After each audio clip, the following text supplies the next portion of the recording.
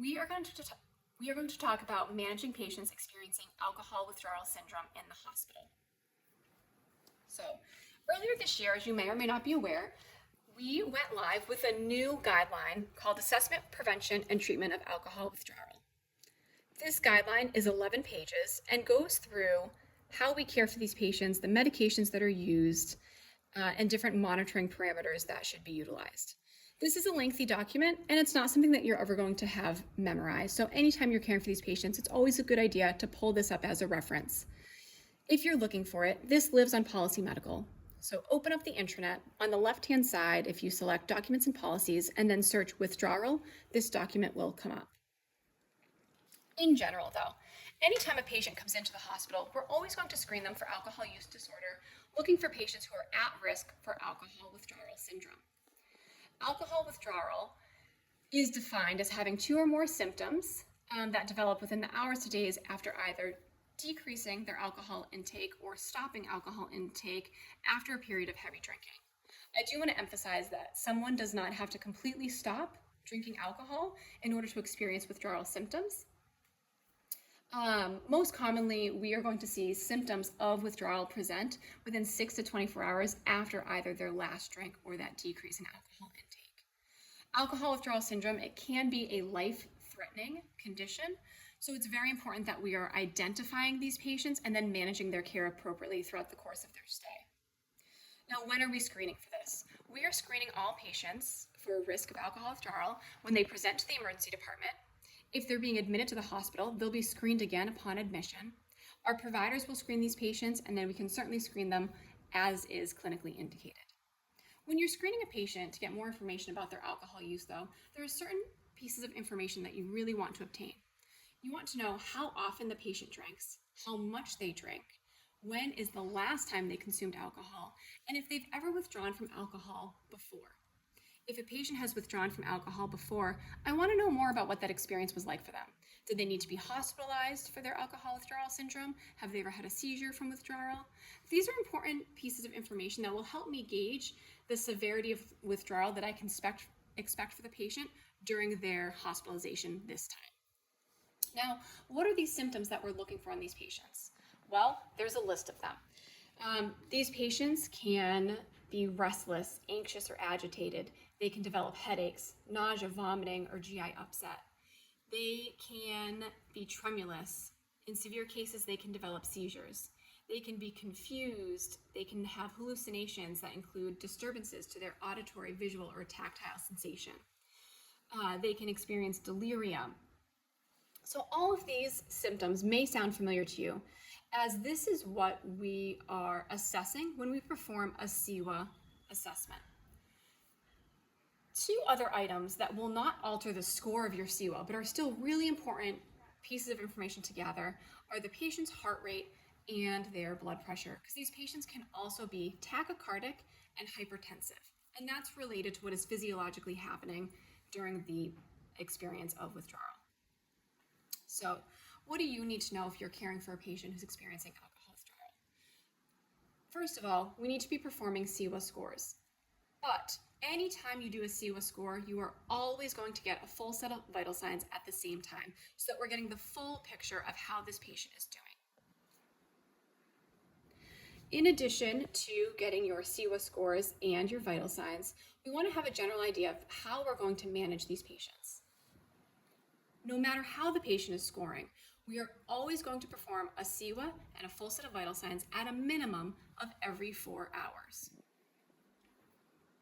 You may do it more often, and in fact, you likely will, and you will perform those more often based on either the medications that you're administering or your clinical judgment, but at a minimum, every 4 hours. All right, so moving into the actual guideline itself. With this guideline, it breaks down the patient's withdrawal to 3 categories. It is either mild, moderate, or severe. So for your patients who are experiencing a mild withdrawal, those are the patients that are scoring less than 8. For your patients scoring 8 to 20, they are considered moderate. And for those who are scoring above 20, that is your severe withdrawal. So looking at these three, the mild withdrawal guideline looks a little bit different than your moderate and severe, whereas your moderate and severe guidelines really mirror each other. With any of these, mild, moderate, or severe, there is always the possibility that your provider will also order some adjunctive medications as well. These medications can include clonidine or gabapentin, administered orally. These patients will have supplementation, including their folic acid, multivitamin. If their magnesium levels are low, that would be supplemented. And then certainly they'll receive thiamine as well. All right, so now let's work through mild, moderate, and severe. With your mild, your patient is scoring less than 8 for their CIWA. The provider has some choices to make.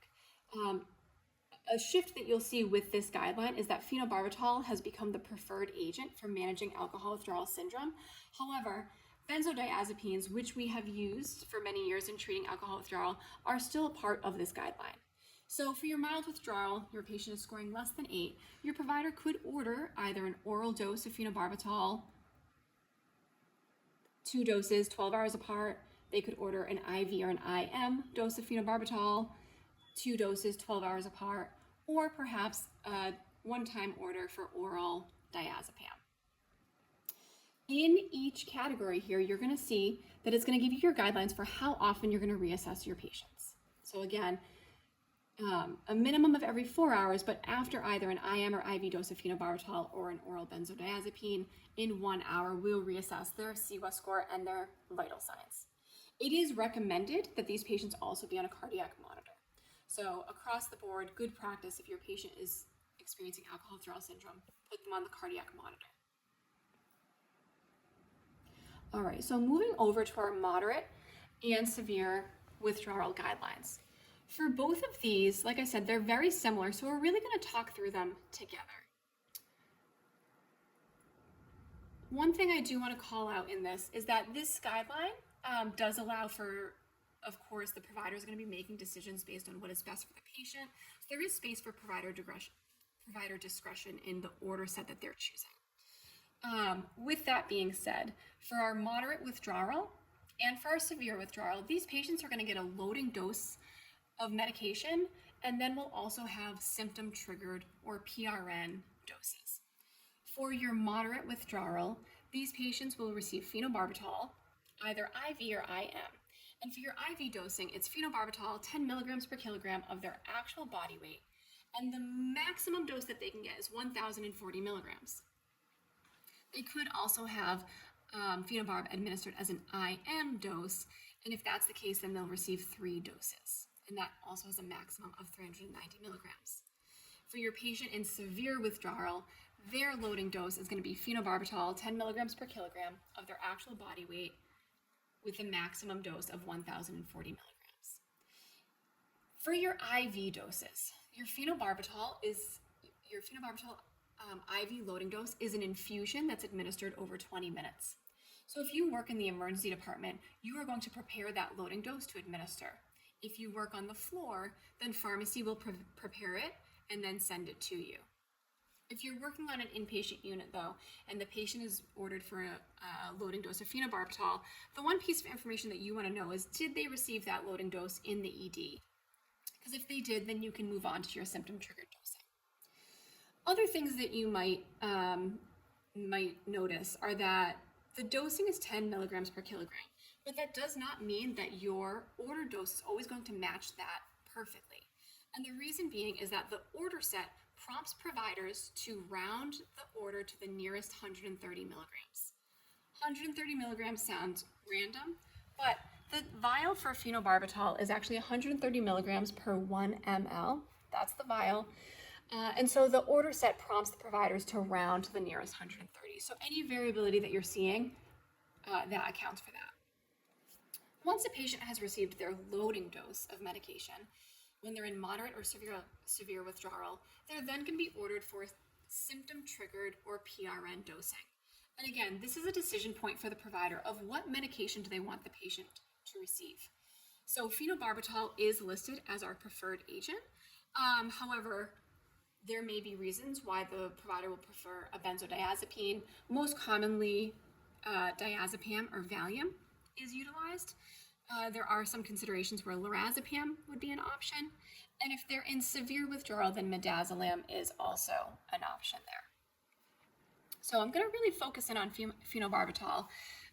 But regardless of the agent, based on their score, it then provides the dose of medication that should be ordered and administered, and then what we should be doing to monitor these patients. All right, so talking about phenobarbital. With phenobarbital, patients can receive up to 4 symptom-triggered doses. They can be given, if they're ordered IV, they can be given 1 hour apart for a maximum of 4. With that being said, if your patient is receiving has received 2 or more doses of phenobarbital within 6 hours, that is a time where you want to notify the provider to let them know, because they're receiving a pretty steady amount of medication in a quick time frame. So important to let the provider know so that they're aware of that, and they can make a decision in terms of if they want to change what's ordered, make any edits, or simply keep in mind that if we continue at this pace, that after that 4th dose, we'll need to have another plan in place for what the patient will receive for medication. All right, so with that, you can the patient can have up to 4 doses of that phenobarbital for the symptom-triggered dosing. Meditech Expanse has an order set that is built to help you. So when the providers utilize this order set, when it comes up in your MAR, it is going to tell you right on there, based on what their score is, how much phenobarbital they would receive. It's going to tell you that it's a Q1 hour dosing. It's going to also tell you that this is to be given after a loading dose. And then when you scan that first dose of medication, it's going to help you keep track and tell you dose 1 of 4, 2 of 4, etc. So it's going to help you keep track of how much phenobarbital your patient has had. Now, if your provider had chosen a benzodiazepine instead, whether it be Valium or lorazepam or even midazolam, after the patient has received 4 doses, again, you're still going to want to let the provider know because they're receiving a good amount of medication.